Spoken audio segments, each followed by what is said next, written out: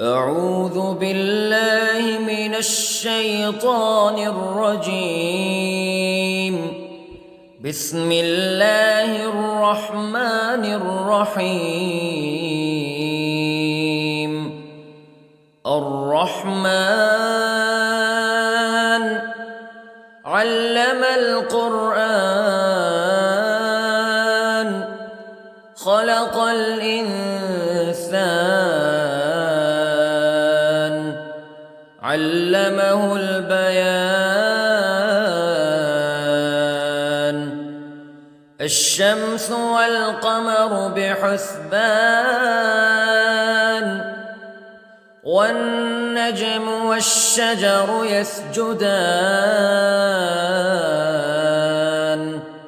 والسماء رفعها ووضع الميزان ألا تطغوا في الميزان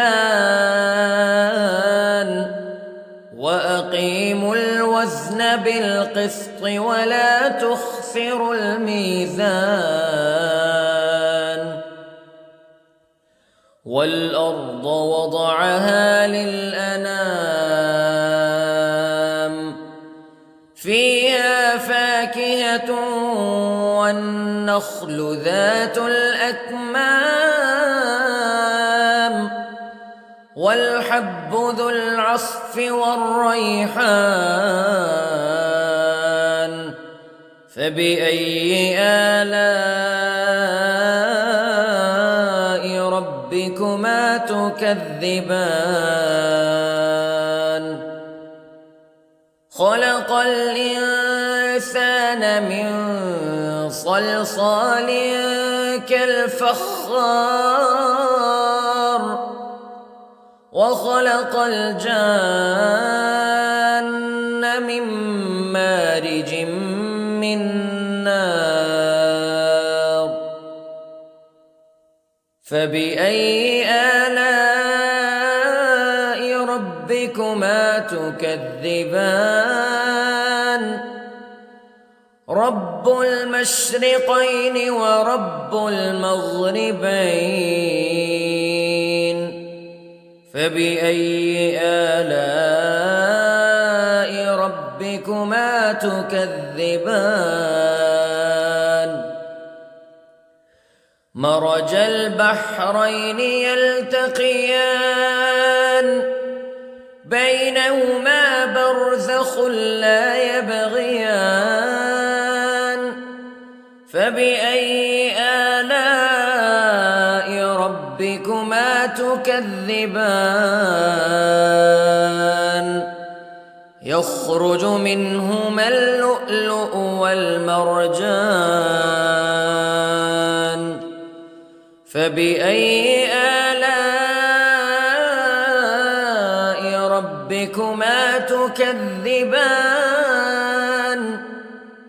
وله الجوار المنشآت في البحر كالأعلام فبأي آلاء ربكما تكذبان. كل من عليها فان ويبقى وجه ربك ذو الجلال والإكرام فبأي آلاء ربكما تكذبان.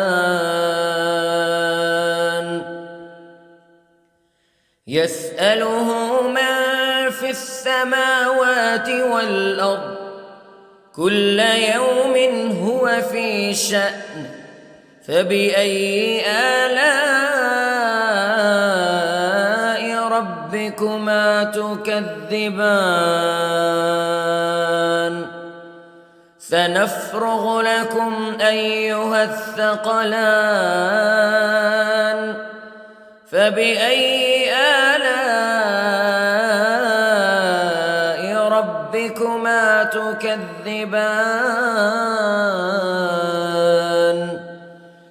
يا معشر الجن والإنس استطعتم أن تنفذوا من أقطار السماوات والأرض فانفذوا لا تنفذون إلا بسلطان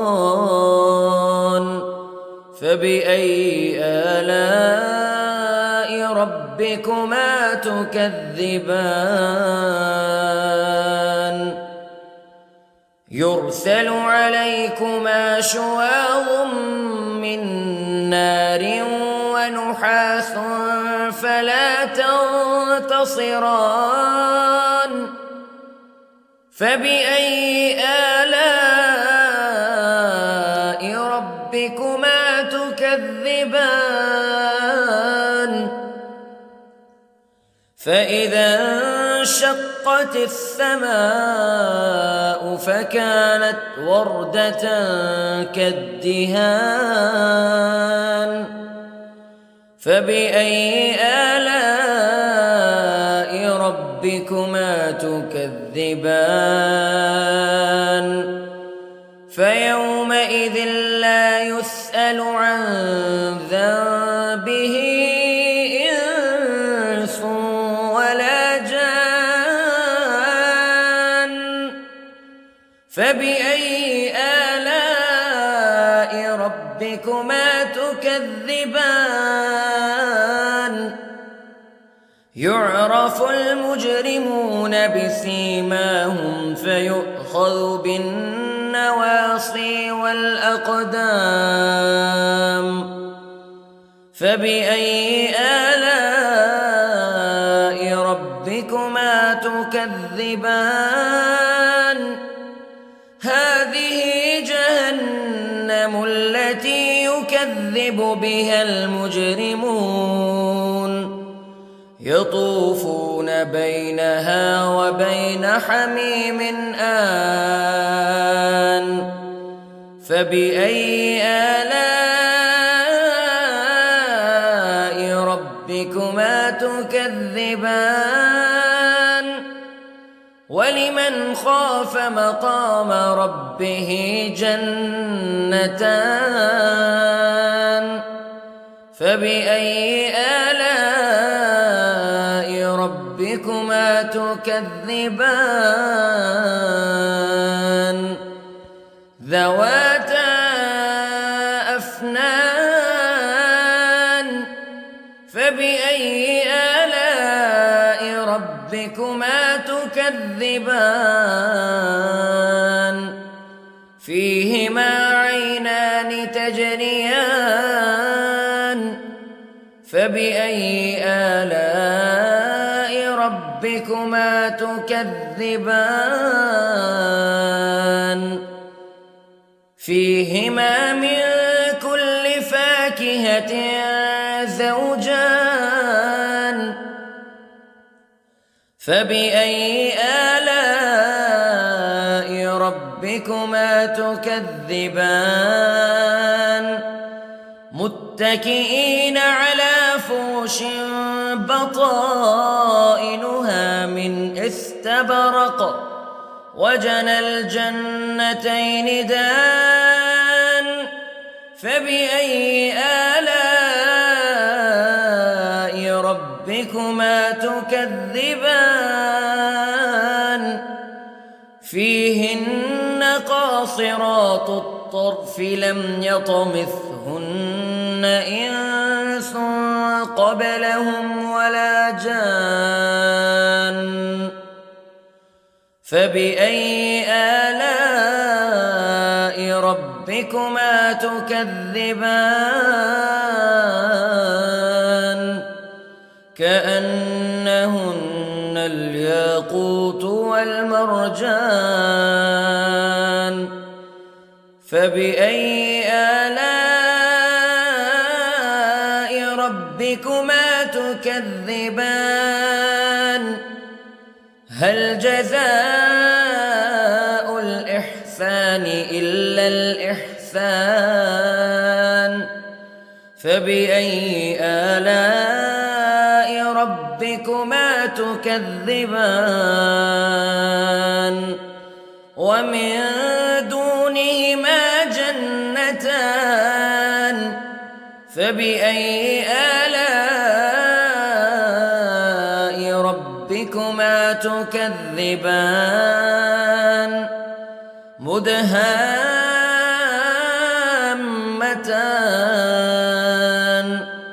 فبأي آلاء ربكما تكذبان فيهما عينان نضاختان فبأي آلاء ربكما تكذبان فيهما فاكهة ونخل ورمان فبأي آلاء ربكما تكذبان فيهن خيرات حسان فبأي آلاء ربكما تكذبان حور مقصورات في الخيام فبأي آلاء ربكما تكذبان لم يطمثهن إنس قبلهم ولا جان فبأي آلاء ربكما تكذبان متكئين على رفرف خضر وعبقري حسان فبأي آلاء ربكما تكذبان